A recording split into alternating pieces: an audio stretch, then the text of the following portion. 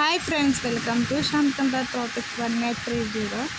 Topic వచ్చేసి ఈరోజు అందరి జీవితానికి సంబంధించి ఆ జీవితం ఎలా ఉంటుంది, మోహాన్ని చూసి ప్రేమించడం, ఇవన్నీ ఒకటే. అందం అనేది మోహానికి సంబంధించింది, మనసుకు సంబంధించి. ఆ మనసుని అర్థం చేసుకుంటే జీవితాలు బాగుంటాయి. మేకప్ వలన, లిప్టిక్ వలన అందం చేసుకుని సంసారం నుంచి పెట్టుకుంటూ పోయి లిప్స్టిక్, ఫేరమల్తో, మేకప్లతో అందం రాదు. మనసును చూసిన వాడు అందము చూడడు. నల్లగా ఉంటే ఏమవుతుంది, తను కూడా మనసే కదా, తన మనసు కూడా స్వచ్ఛంగా తెల్ల పేపర్లాగా ఉంటుందేమో అర్థం చేసుకుని ఉంటే తన జీవితం కూడా బాగుపడదు.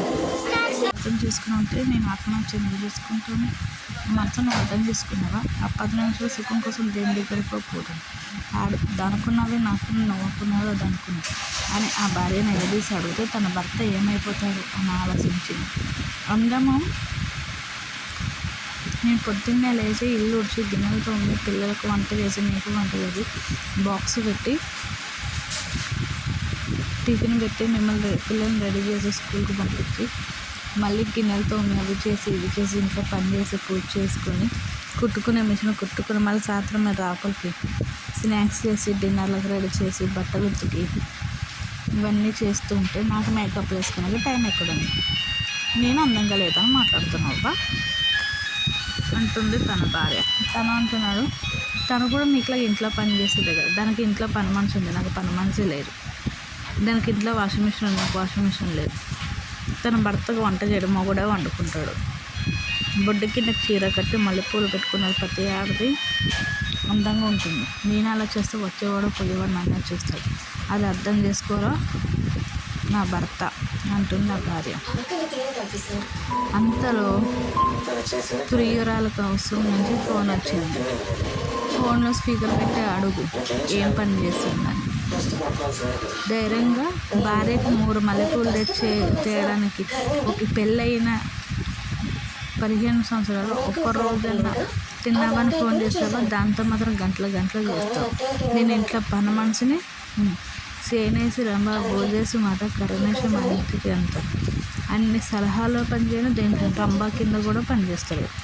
ఓ అంటూ పని మీద మీరు జీతం సంపాదించి మీను అందాల పంపిస్తే అప్పుడు మీకు తెలుస్తుంది నా గౌరవం ఏంటో అని భార్య నిలదీసి భర్తని అడిగింది. భర్త, అవును తనంటే నాకు ఇష్టం, తను ఎప్పుడు నీట్గా ఉంటుంది అని అంటాను. నేను నీట్గానే ఉంటాను.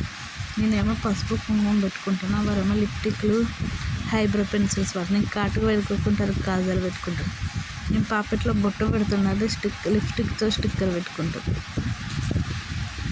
బ్యూటీ పార్లర్లో ఫేస్ ప్యాక్లు, ఐబ్రోస్, హెయిర్ ఫింగర్ ప్రింట్స్లు అన్నీ చేయించుకుంటే నేను పసుపు రాసుకుని నా అందాన్ని కాపాడుకుంటాను. గంధం పెట్టుకుని నా అందాన్ని కాపాడుకుంటాను. కాలుకు పసుపు రాసి నాకు వచ్చే రోగాలు తగ్గించుకుని కాలుకి చేతికి పసుపు, నా మొహం నిండా పసుపు రాసుకుంటే నాకు ఐరతనం కలిసి వస్తుంది, నా మొహం స్మూత్గా ఉంటుంది అని ఆలోచిస్తాను. అంతేగాని నేను మేకప్కి వెళ్తాను, బ్యూటీ పార్లర్కి వెళ్తాను అంటే నువ్వు తెచ్చిన జీతము నా బ్యూటీ పార్లర్ ఖర్చుకే రాదు. తను పట్టు చీర కట్టుకుంటే నేను 250 రూపాయలు 300 చీర కట్టుకుంటాను. తను 1000 రూపాయలు చీర కొడితే నేను 500 చీర కడతాను. అంతే తేడా. తను బంగారు నగలు వేసుకుని తింటే నాకున్న గిల్ట్ నగలతోటే పెట్టుకుంటాను. తను స్టిక్కర్ పెట్టుకుంటే నేను తిలకం పెట్టుకుంటాను. తన పాపట్లో బొట్టు హైబ్రిడ్ బొట్టు వాడుతుంటే నేను స్వచ్ఛమైన కుంకుమ వాడుతున్నాను. తన పెదలకు లిప్స్టిక్ వేసుకుంటే నేను పెదలకు లిప్పం రాసుకుంటాను. తన కళ్ళకు హైబ్రో పెన్సిల్ వేసుకుంటే నేను నా ఇంట్లో తయారు చేసిన నా చేతులతో తయారు చేసుకున్న కాటుకు వేసుకుంటున్నాను. ఇది తనకి నాకున్న అన్నం. తను రోజుకి గంటకు ఒక చీర కడుతుంటే నేను పొద్దున నుంచి రేపు పొద్దున వరకు ఒకటే చీర కట్టుకుంటాను. తను ఇస్త్రీ బట్టలు వేసుకుని ఉంటే నేను నా చేతులతో నేనే చేసుకున్న ఇస్త్రీ బట్టలు వేసుకుంటాను. అది తనకి నాకు ఇళ్ళకి ప్రియురాలకి ఉన్న తేడా అని భర్తనదే. తను రోజు కూరగాయలు అంటేనే ఆన్లైన్లో బుక్ చేస్తే నేను మార్కెట్కి వెళ్ళి రూపాయి బేరం ఆడి తీసుకొట్టే దానిలాగా 30 రూపాయలు చెప్పేదానికి 15 రూపాయలు, 20 రూపాయలు చెప్పేదానికి 10 రూపాయలకి అడిగి తెస్తున్నాను.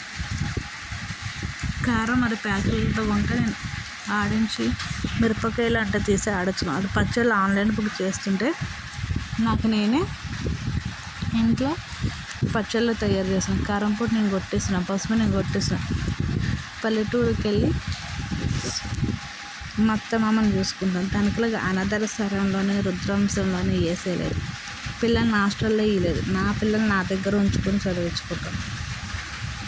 తన కూరగాయలు కల్పిస్తుంటే గోర్లు ఎక్కడ పాడైపోతుందని ఆన్లైన్లో రెడీమేడ్ కూరలు తెచ్చి క్యాంటీన్లో వంటలు బుక్ చేస్తుంటే నేను ఇంట్లో ఉండి బుక్ చేస్తాను.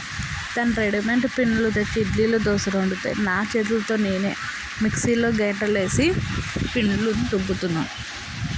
నేను చేసే కమ్మటి వంట నచ్చుతుంది కానీ నా మొహం నచ్చుతుంది. నేను అందంగా లేను, నేను సంసారిని. తన బొడ్డుకి చీర కట్టుకుని నడుము ఊరందరికీ కనిపించడం నడిస్తే నేను ఎవరికి ఏ వస్తువు కనిపిస్తారని పిన్నులేసి పెట్టుకుని తల దించుకొని మార్కెట్కి వెళ్తాను.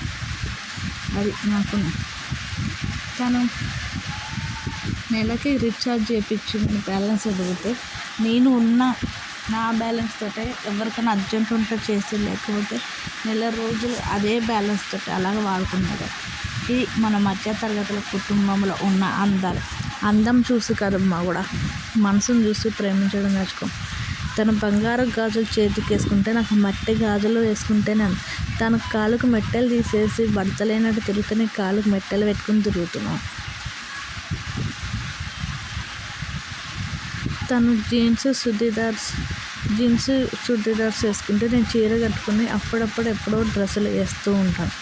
ఇంట్లో నువ్వు వంట అవి నైట్ వేసుకున్నావు. నేను చేసే పనులకి నైటీ వేసుకుంటే నేను వంగున్నప్పుడు, నుంచునేటప్పుడు, వచ్చేటప్పుడు, పోయేటప్పుడు ఎవరికి నా నడుము నా శరీర భాగాలు కనిపివనే నేను నైటీలు వేస్తాను. అంతేగాని అవి వేసుకుంటే నేను అందరికీ అందగత్తెనే. ఓకేనా, బాయ్.